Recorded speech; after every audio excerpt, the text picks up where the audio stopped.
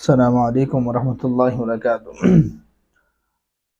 ناظرین، نبی صلی اللہ علیہ وسلم کا ارشاد گرامی ہے، لا يدخل الجنت من لا يأمن جارہ بوائقہ، رواہ مسلم، کہ وہ شخص جنت میں نہیں جائے گا جس کی تکلیف سے اس کا پڑوسی اس سے محفوظ نہیں۔ کیا مطلب اس کا؟ آپ یہ دیکھیں کہ ہمارے معاشرے میں پڑوسیوں اور اسلام نے پڑوسیوں کا بڑا حقوق بیان کیا ہے، اور ہم لوگ یہ جانتے ہی نہیں کہ ہمارا پڑوسی خوش ہے ہم سے ناراض ہے۔ فرمایا وہ بندہ مومن ہی نہیں ہو سکتا کہ جو اپنے پڑوسی کو تکلیف پہنچایا۔ اور آج ہمارے معاشرے میں جو ہے نا، ہر لحاظ سے شادی بیاہ ہو، کوئی فنکشن ہو تو پوری گلی روک دیں گے۔ اگر شادی بیاہ کا معاملہ ہوا تو گھر میں گانے اتنی تیز سے چلائیں گے کہ اگلی جو ہے نا وہاں پر آواز جاری کو برابر گھر میں۔ یہاں تک کہ اگر ہم لوگ کوئی گھر میں کام کروانا چاہتے ہیں تو دن رات، یعنی دیکھ رہے کہ سونے کا ٹائم ہے، آرام کا وقت ہے، نہیں، دن رات کام کرنے، جس کی وجہ سے پڑوسی سے ڈسٹرب ہو رہے ہیں۔ اور یہاں تک فرما دیے کہ بھائی اگر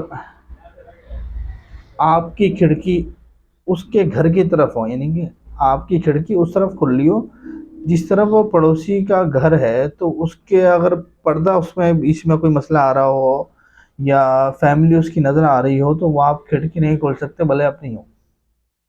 اور یہاں تک کہ فرمایا کہ دیوار بھی آپ کی اپنی ہے، لیکن آپ کیل اس وقت نہیں ٹھوک سکتے جب وہ آرام کر رہا ہو، اس کو تکلیف پہنچے گی۔ اور یہاں تک فرمایا نبی صلی اللہ علیہ وسلم نے، من سلم المسلمون من لسانہ ویدہ، مسلمان ہوا جس کے ہاتھ سے اور زبان سے دوسرا مسلمان محفوظ رہے۔ پھر یہاں تک فرما دیا کہ نبی صلی اللہ علیہ وسلم کے سامنے ایک ذکر ہوا، ایک عورت جو نماز پڑھتی تھی، صدقہ خیرات کرتی تھی، روزے رکھتی تھی۔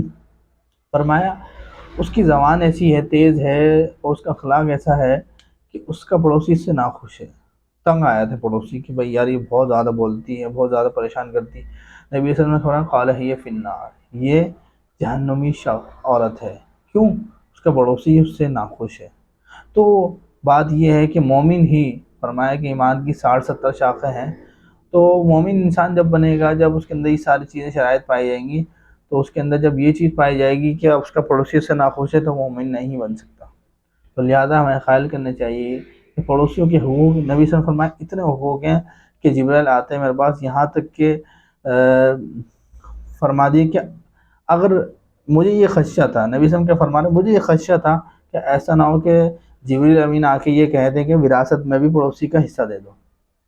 تو اور بھی بہت ساری چیزیں ہیں کہ یہاں تک فرما دیے کہ اگر آپ نے گھر بیچنا ہے اپنا تو پہلے آپ پڑوسی سے پوچھیں، یعنی آپ نے گھر بیچنا ہے اپنا، آپ جو ہے نا وہ دوسرے علاقے سے پوچھ رہے ہیں کہ بھائی آپ گھر لے لو، تو آپ کا پہلا یہ رائٹ بنتا ہے، پہلا حق یہ بنتا ہے کہ آپ اپنے پڑوسی سے پوچھیں بھائی آپ کو یہ مکان ہم فروخت کر رہے ہیں، آپ کو چاہیے یا نہ چاہیے۔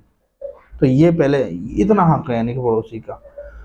اور یہاں تک فرما دیا کہ اپنے گھروں میں شوربہ کھانا زیادہ کر دیے تاکہ آپ کو پڑوسی بھی اس میں سے کچھ کھا لے، یعنی اتنے زیادہ حقوق ہیں۔ تو لہذا ہمیں پڑوسیوں کے حقوق کا خیال کرنا چاہیے۔ اللہ تعالیٰ سے دعا ہے جو کچھ سنا اس پر عمل کرنے کی توفیق عطا فرمائے۔ آمین۔